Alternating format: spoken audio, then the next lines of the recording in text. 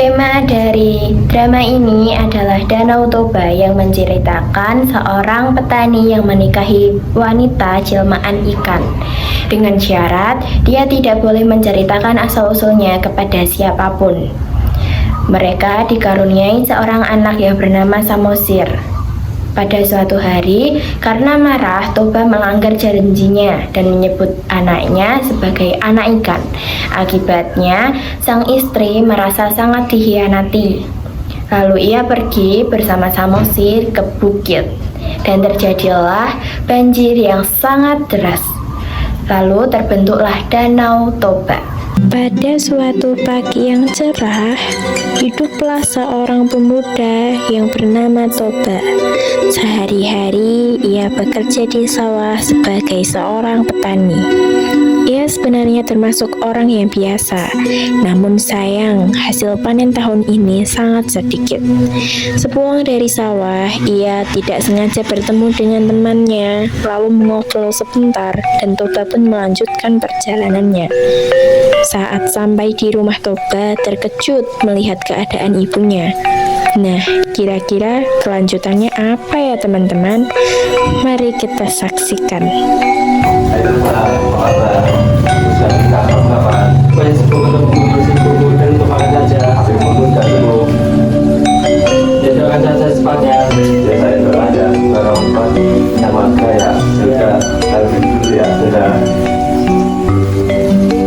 Setibanya Toba di rumah.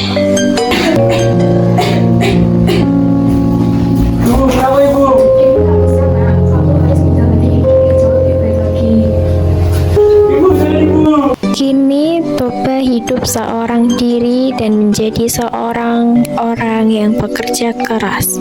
Walaupun lahan sawahnya tidak luas, dia tetap semangat menjalani pekerjaannya.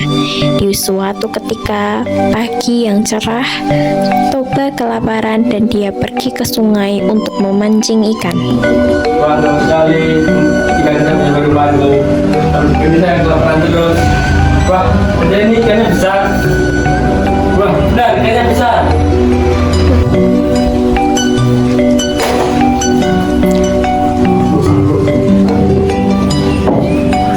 Loh, kok ikannya hilang? Apa jangan-jangan dimakan kucing ya? Aku di sini ikan yang mau cari-cari, tutuplah matamu dan lihatlah wujud asliku. Siapa kau? Jangan takut, aku manusia seperti kau. Aku putri ikan, tapi siapa kau? Aku Toba.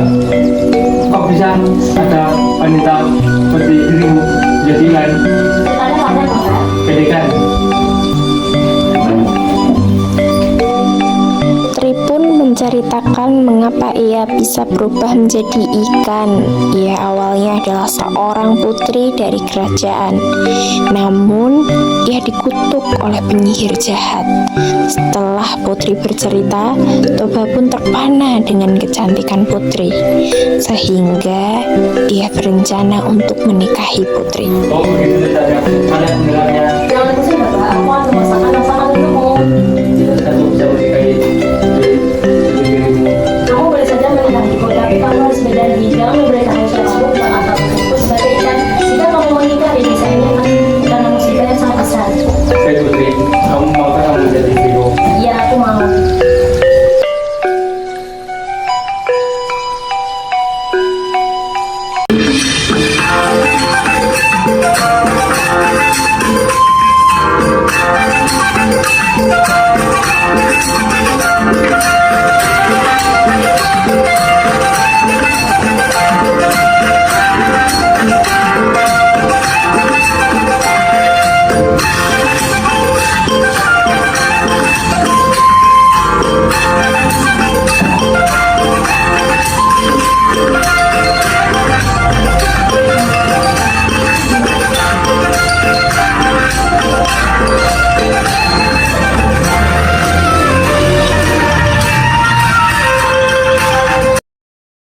Kita akhirnya kamu menikah juga ya.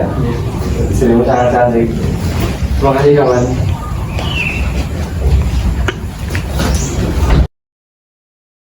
Beberapa tahun kemudian, mereka dikaruniai anak bernama Samosir. Ia adalah anak yang suka makan dan juga suka bermain. Samosir pun kerap kali disuruh ibunya untuk mengantarkan bekal ke sawah, tetapi terkadang ia tidak mau. Ia lebih memilih bermain dengan temannya. Samosir bermain bersama dengan temannya di depan rumahnya. Matahari pun mulai tenggelam. Samosir dan Dani pun pulang ke rumah mereka masing-masing. Karena hari sudah malam, tetapi wajah Samosir cemberut sebab dia kesal dengan ibunya karena Samosir belum puas bermain.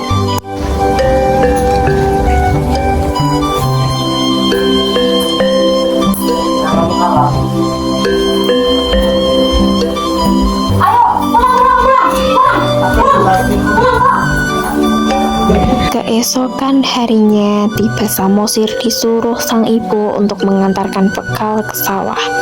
Tetapi lagi dan lagi ia tidak mau. Setelah dibujuk dan akhirnya pun ia mau mengantarkan sebuah bekal ke sawah ayahnya. Tetapi dengan wajah yang cemberut, lalu Samosir pergi bersama temannya. Samosir lupa mengantarkan bekal ayahnya karena keasikan bermain, sehingga Samosir pun lapar. Ia memakan bekal ayahnya, lalu menyisihkan sedikit untuk ayahnya. Samosir, tolong antarkan bekal ini untuk ayahmu. Nah, lama saja. Mau main apa?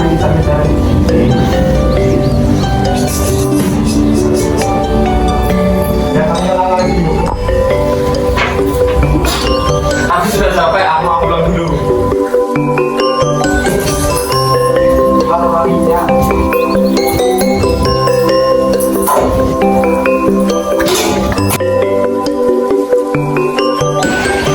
Dari mana saja kamu? Ini bekal ayah. Ya, nah, terima kasih. Sini dulu. Kok bukannya ganti gitu? Aku tadi main dulu, aku makan bekal ayah. Dasar anak ajar, tak ikan. Ibu, Kenapa kamu menangis, Samosir? apakah kau nangis? Siapa yang mengatakan? Ayah yang mengatakannya. Sudahlah, jangan menangis. Pergilah ke kursi tingkat sang tinggi. Baik, Ibu. Maafkan aku, Putri. Aku telah mengingkari janjimu. Sudah terlambat. Toba tidak sempat menyelamatkan dirinya. Ia tenggelam di genangan-genangan air. Lama-kelamaan, genangan air itu semakin luas dan berubah menjadi danau yang sangat besar. Di kemudian hari, orang-orang menyebut danau dengan nama Danau Toba.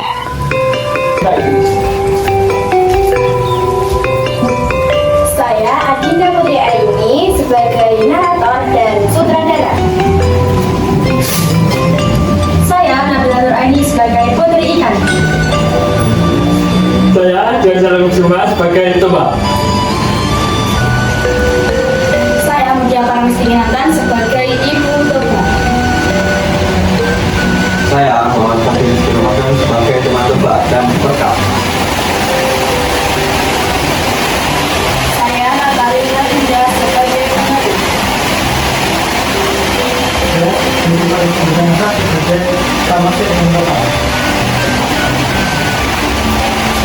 Saya Ismail Adinda sebagai penari. Saya Agus Andriasa sebagai Dani dan Pakar.